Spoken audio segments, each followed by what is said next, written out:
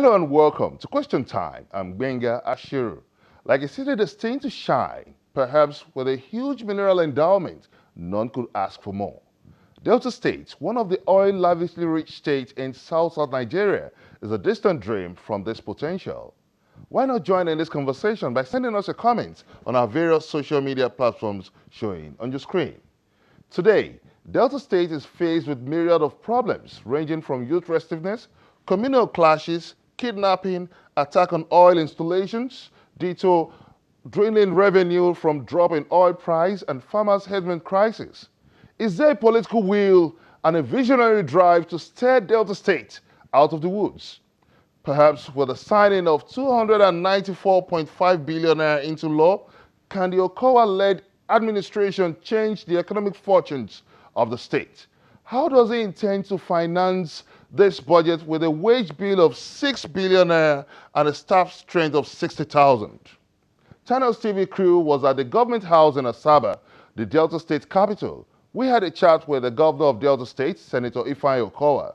We began by asking about a smart agenda program, which is central in its economic reforms. Well, it's an unfortunate incident that we have met because this state has always been an oil-rich state. And before now, we have had a situation where our budgets go far in excess of 300 billion.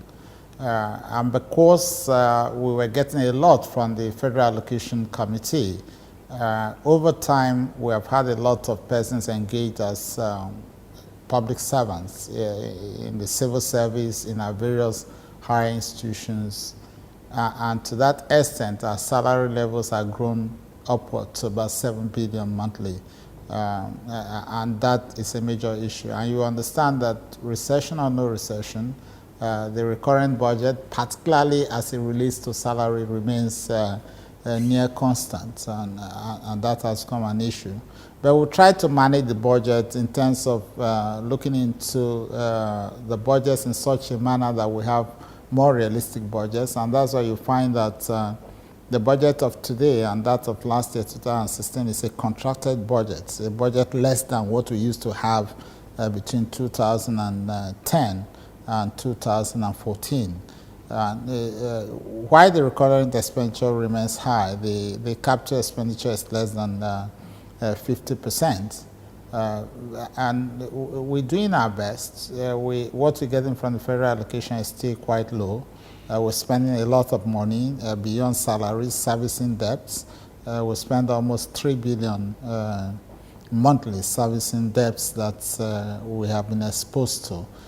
But we have tried to manage the internally generated revenue to such an extent that it has not, it did go down initially, but we have tried to improve on it, and it's steadying out at close to between 3.5. Okay, let's focus on this tripod. Yes. Infrastructure, job creation, and wealth creation. That entails a lot of fiscal discipline. Your critics say you don't have a policy in sticking to this budget and carrying out this budget. No, I think those who say so are definitely on the wrong path. We are very, very committed. Do you have any budget? Do you have any policy in No, the policy is very straightforward. Our smart agenda is first. The first thing in our agenda is wealth creation and job creation. And we have remained very consistent on it in the course of duty before we go into issues of infrastructure.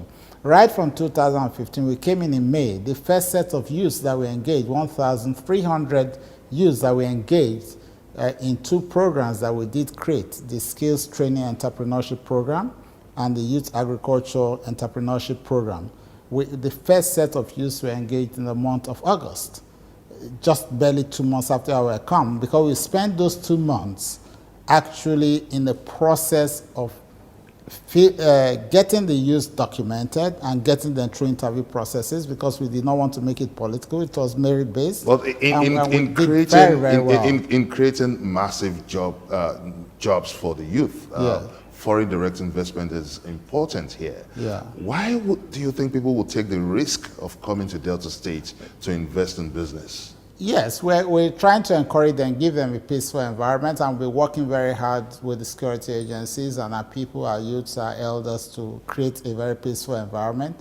There is no doubt that foreign direct investments are not coming in as much as we think it should come. A lot of people have come out from various countries to discuss with us, but I think it is more because of the FOREX policy at the federal level, which we didn't have a policy direction that was consistent. We had a policy direction that was changing by the quarter, and that was a major issue. Since the assumption of office, attack on oil installations have not ceased. Isn't that an indictment on your office? No, it's not an indictment. It has ceased in the last 6 months. But the question is that something led to the attacks. And we did advise immediately this start, we did advise that the best thing was to engage the people, the militants who were involved at that moment. But your critics say you are not pushful enough in ending the security challenge. I'm sure that those who are talking about that don't exactly understand the politics of the oil community. Neither do they understand the workings of what has led to where we are at the moment. But I believe that the people of the state know exactly what we're doing, and the federal government itself knows what we're doing.